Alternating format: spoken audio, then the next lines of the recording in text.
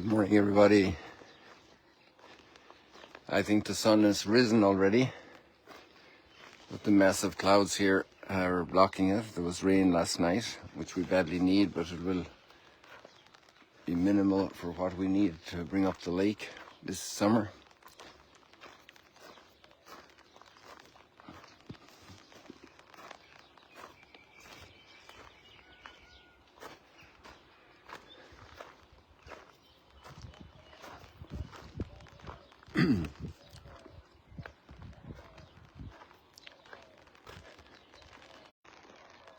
Lineup of readings today.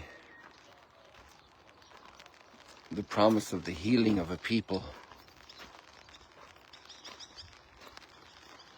Healing is a big word nowadays.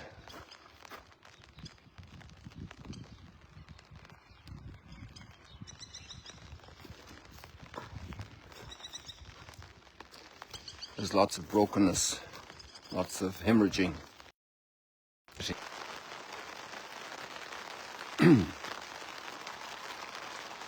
I'm impressed that you stayed on here. I don't know what the phone was telling you, what the transmission was telling you, but here it said audio was lost.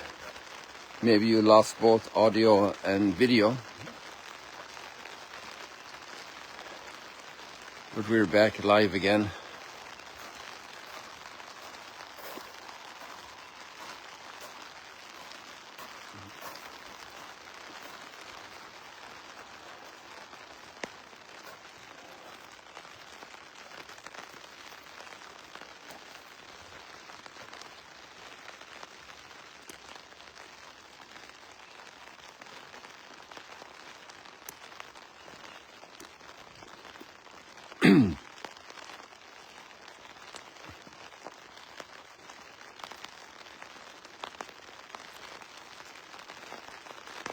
So before our interruption, we had a comment about the healing of people and the healing of a people and the healing of all people, all of humanity.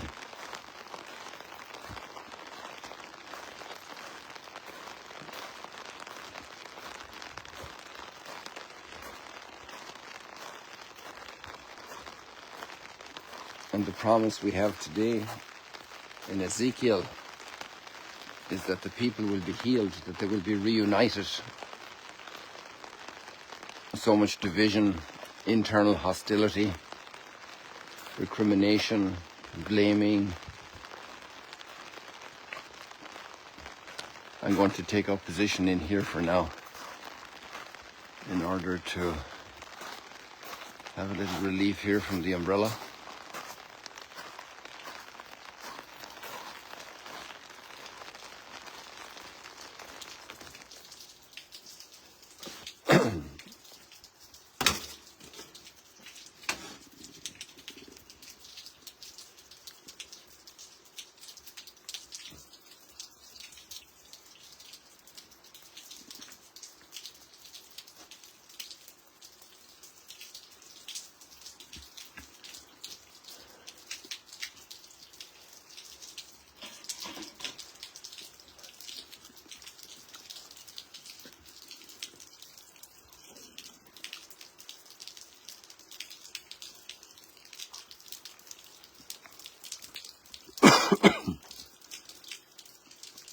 I will take the children of Israel from among the nations to which they have come, and gather them from all sides to bring them back to their land. I will make them one nation upon the land in the mountains of Israel, and there shall be one prince for them all. Never again shall there be two nations. And we look around the world and we see many countries deeply divided internally. And that reflects the deep division in the hearts, in the families, first of all. But the source of that is in the heart, the deep division. And that starts in the heart.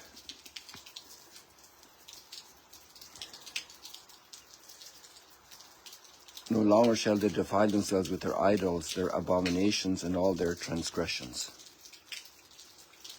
And our culture also needs a major process and dynamic of renewal. And these words are a promise from God. The words of the prophet Ezekiel. They promised this renewal. We can just look up here now. We see way in the distance the hills bordering Lebanon, another country in deep turmoil, deeply divided. There in the distance, those grey mountain peak outlines separating Israel from Lebanon. And we can look across to Syria and we see so much destruction and division. Everywhere, everywhere we look in the Western world as well. I will deliver them from all their sins of apostasy and cleanse them so that they may be my people and I may be their God. And there's one human family, there's one Creator.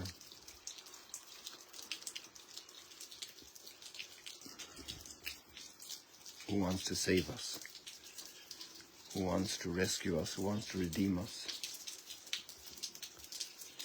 And it's amazing how politics works with very human vision, oftentimes very myopic. And nevertheless, God in His providence is able to bring this imperfection of humanity, these crooked lines that we write, this off-balance picture that we have of reality.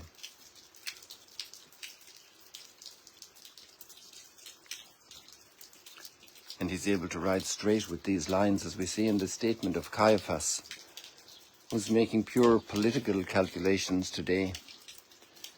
And he says it's better that one person die for the people than that the whole nation perish. And in this he coincides perfectly with God, but with two very different intentions and understandings. God loved the world so much He gave His only Son to redeem us. And we're heading into Holy Week.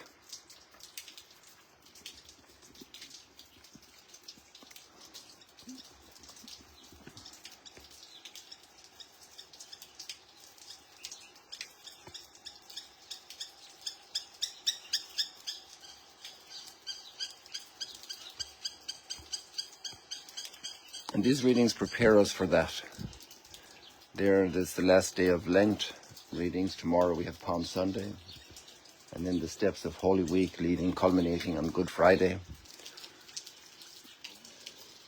And then the resurrection.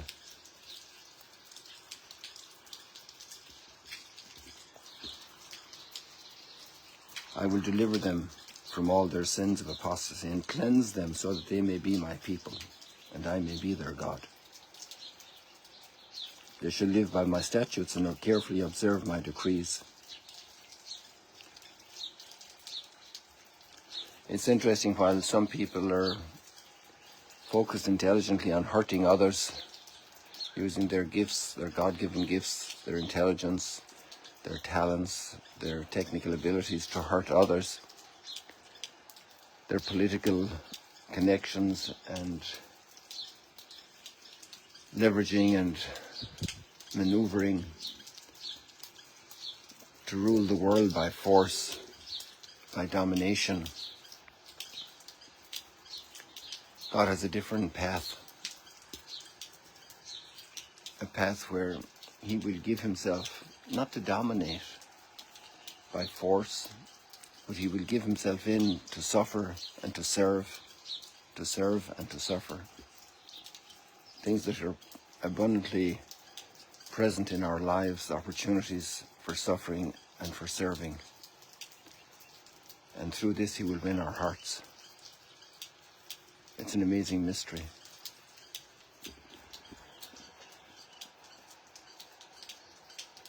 Caiaphas wants to save his people from the Roman ultimate destruction, which also fails eventually, despite all the conniving.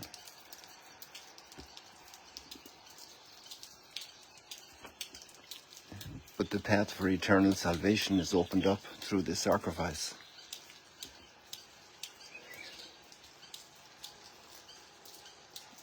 The will to relieve the sufferings of others rather than to increase them, to drive them out, to break them, is the will to, the opposite to this is the will to save them. The Lord will guard us as a shepherd guards his flock, and he'll stand between the lion and the flock. He'll stand between the predator and the victim. And all the injustice that we do on this earth works out in a different way in God's plan. For now there are lots of tears, but then there will be a harvest of joy.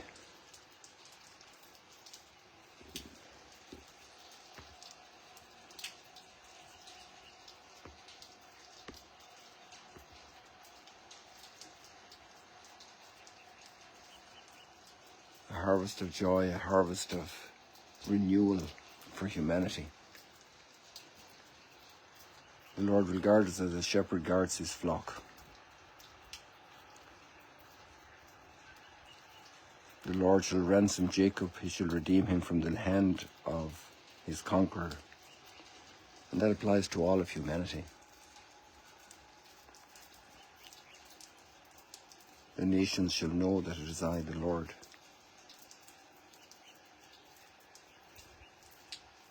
They will be merry and dance. Young and old, mourning will be turned into joy.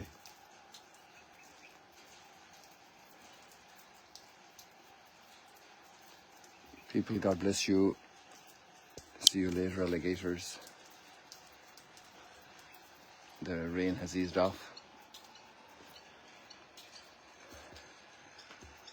Sorry, I thought I had turned this around here so I could show you Mount Arbel again before we close down. But we got a different location on things today, different angle. And humanity needs a different angle. God bless you. See you later, alligators.